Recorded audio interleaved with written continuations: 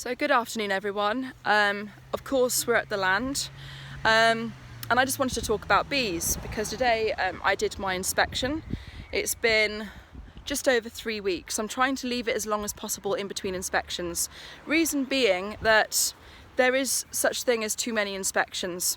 If you inspect too regularly, the bees aren't going to organise themselves, they're going to be stressed, they're going to be confused, they're not going to be putting their energy into what they're supposed to be doing.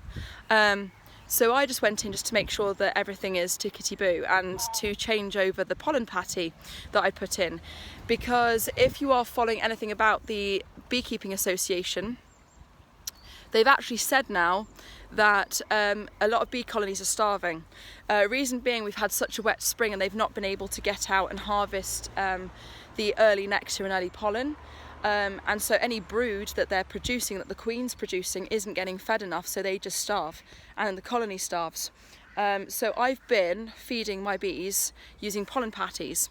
I use candy pollen, which is a fondant crossed with pollen. And it's very, very rich protein for the bees.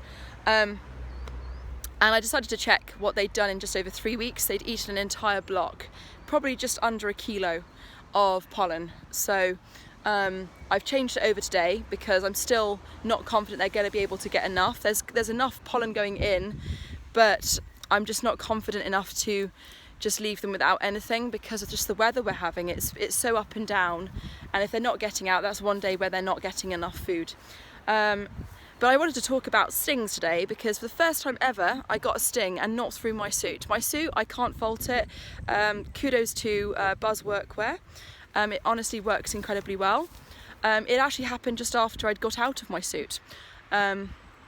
And one just came out of nowhere.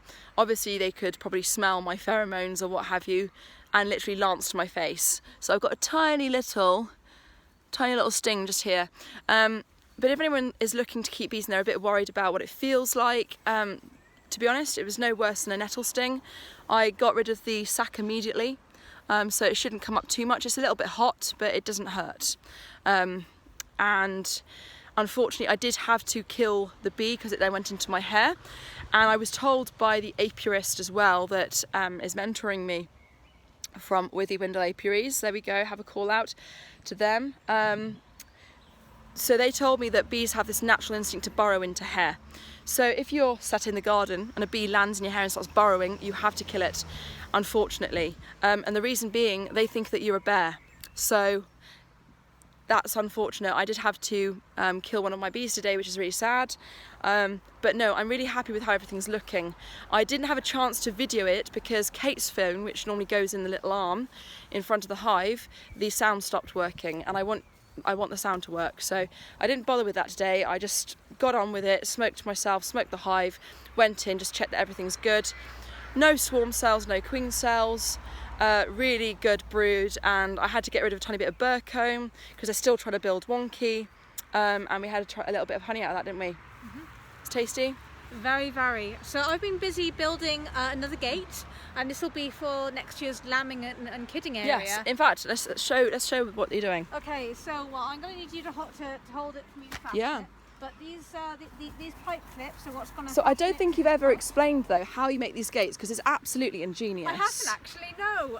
So the tool shop that I work at sells all of these pipes, and they sell this pipe which has a push fit mechanism, so no need for solvent glue or any of that.